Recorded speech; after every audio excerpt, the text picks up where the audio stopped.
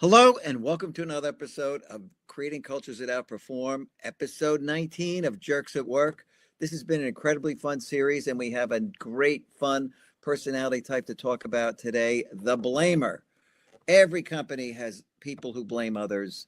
I've seen many of them. I've seen a few in leadership, and let's just really get into this. Before we dig into who they are, you'll see we're over at the top of column 2 here. This is episode 19. We have many more to go and a few others to add to this. So I hope you're enjoying the series. These are real personality types, and they are jerks because the Yes. severe versions of these people are horrible to work with, horrible. And so let's Yeah. take a look at who these people really are. It's never their fault. It's always someone else's problem. They are so good at deflection and protecting their ego. It's unbelievable. They always deflect responsibility. They avoid accountability at all costs. And if they're in charge, they create a terrible culture. That's Yeah. that's who they are, Tara. Blame shifters. It's Yes. always somebody else. It's never them.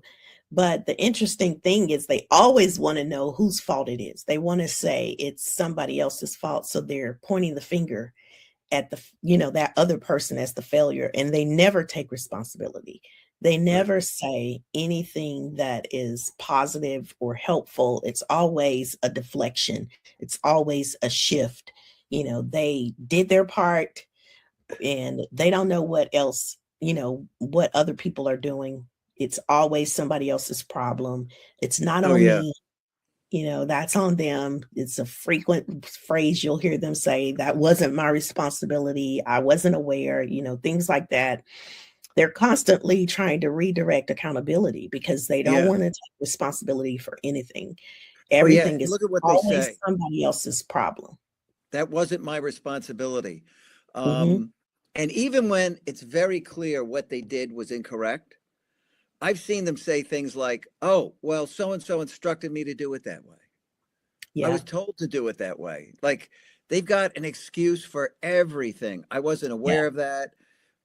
That's what they asked for. That's why it's that way. It's not broken. It's what they asked for. And clearly the numbers are coming out wrong in the system, right? You're calculating stuff wrong. And it was very clear nobody would have told them to do something so blunderous, but they'll stick to it and go, no, no, I was told to do that. That's not me. I did it Yeah. right. They did it. I got the wrong information from them.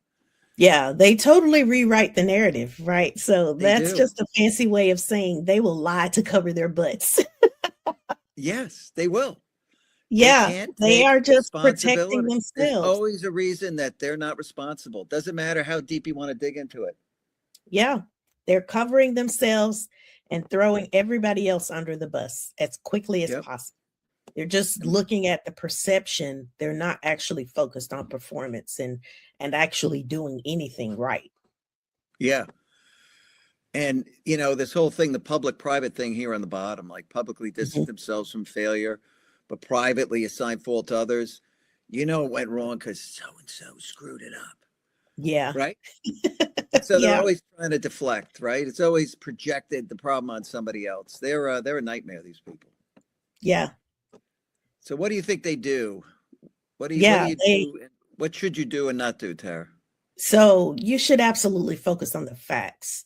You got to bring this back to, not the excuses, not somebody else's opinion, not all the finger pointing. That doesn't really solve the problem. So No. when there's something where, this person wants to focus on the blame, you've got to go back to the accountability and you've got to go back to the facts. You've got to ask what happened. And then what can we learn? How can we fix this problem and not just focus on finger pointing?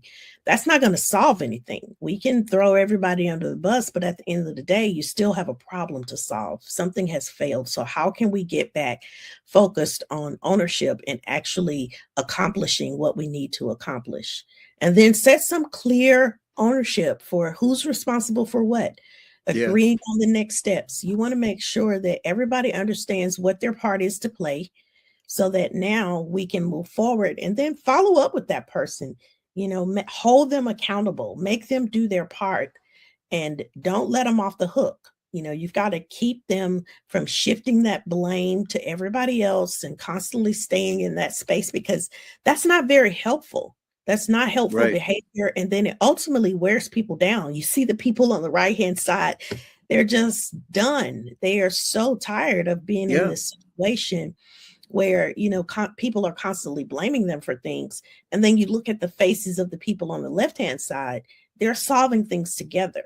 They're learning to work together, but you get to decide as the leader, what kind of organization are you going to have? Is it going to be Yeah. people that are working together and they're enjoying what they do? Or is it going to be this kind of dark cloud hanging over people where they feel like they could be blamed for something at any moment, where people are just constantly pointing the finger at them? You really have to decide as a leader, what do you want? I always did a lot of work on the culture in every organization I ran. And one norm I always had was mistakes are okay, repeated mistakes are not. And so we made it okay to make mistakes. And it Yeah, is. That's part of the learning experience. it And, is. I get these blame-oriented people in my office and I'd say, so tell me what happened. Let's take a look at this. Oh, blah, blah, blah, blah happened. Well, okay. And so you coded that piece of system, right? Did you think that number that came out was correct? Well, so and so told me they wanted it that way. Well, did you think it was correct? Well, no, but you can finally corner them and go, say, listen, you got to admit you made a mistake. Mistakes are okay. Just don't do it again. And you could get these people you can corner them and finally get them to admit something in private. But it took a Yeah, while. Not yeah. easy. And definitely in private. They will never admit to it in public. Oh, no, no. Yeah. No question about it. You want to be the team on the left and not the team on the right. And clearly, when the person in charge of the area is the blamer, it creates a really bad culture. Really bad. That toxicity spreads. I've worked in those cultures. It It creates does. a real lot of damage. Hmm. If you're in a blame-oriented culture, man, people are just afraid to speak up. They don't trust one another. Nobody wants to help other people because they might get sucked into their problem if they do something. Because suddenly you got that pain all over you too. I've seen that, Yeah. right? People are afraid to jump in. They don't want to help others because they're going to get blamed if something goes wrong, whereas they're not responsible if they don't help them. So, Yeah. Teamwork really does break down, and people don't want to collaborate and work together. And that's a dangerous place to be in this time where we're in such an innovative place in so many areas in so many different ways.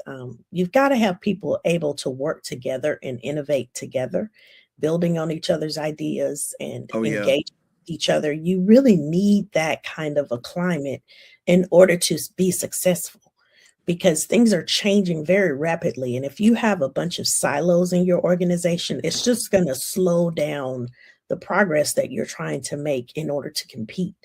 So Yeah. you really do have to pay attention to this kind of thing and not let this blame culture kill your communication, destroy your trust, hurt your performance. Like all of these things, people are going to start to leave because they don't like this Oh, they're culture going to where leave. are blaming them all the time for Well, you're everything. not going to innovate. That's for sure. You're not going to That's innovate. right. And we did a series of episodes on human machine teaming with AI, Yeah. probably last year. And if you wanted to have a team of people who are teaming with AI to really drive innovation, to go through that process of ideation and using AI to accelerate it, you can't have these people around, these blame oriented people. Right. You just can't. It's never going to work because your culture's not going to be strong enough to actually do the things you need to do as a group. And so, big impact on team, no innovation, no ownership, the teamwork breaks down, people are disengaged, results suffer, and ultimately people Mhm. check out and leave. That's what really happens. Yeah, absolutely. Um, and so, Tara, what's the real issue?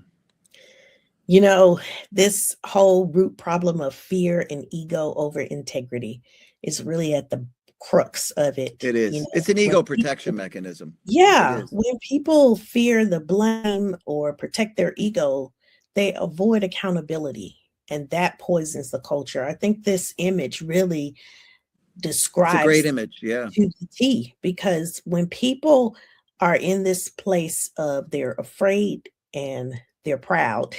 So that fear and ego, it's just a breeding ground for avoidance and poisoning culture.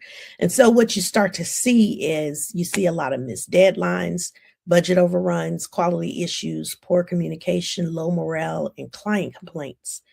But there's really a bigger problem. Those are just symptoms that you see. This is just the heart, or just the things that you see on the outside. But what you really need to see is a team that is a strong team that's working, so that you don't have to deal with Yep. these issues that you're seeing, all these different symptoms. They're just a symptom that there's a blame culture that is not strong. It's not a healthy culture. But when you're able to shift to what strong teams do, you start to choose accountability, you cultivate learning, you build shared responsibility and focus on solutions. So it's not no longer this space where people are just blaming each other, but they're taking ownership, which is what you need to happen when there's a problem. Somebody needs to own it, not just falling on the sword all the time. That's one thing, but you also need people to really own it so that they can make some changes and do something about it. And this is This where is, cultural design is so important. You've got to have an intentional yes, culture. You've got yes. to have a set of norms. The norms have to control behavior. And the people who don't abide by the norms are not a cultural fit. You get rid of them. But you got to have the norms. That helps you make the case that you don't really belong here. Yeah, It's yeah, it's a much more effective way to go. And then you can actually have strong teams because you invested time and money in an intentional culture.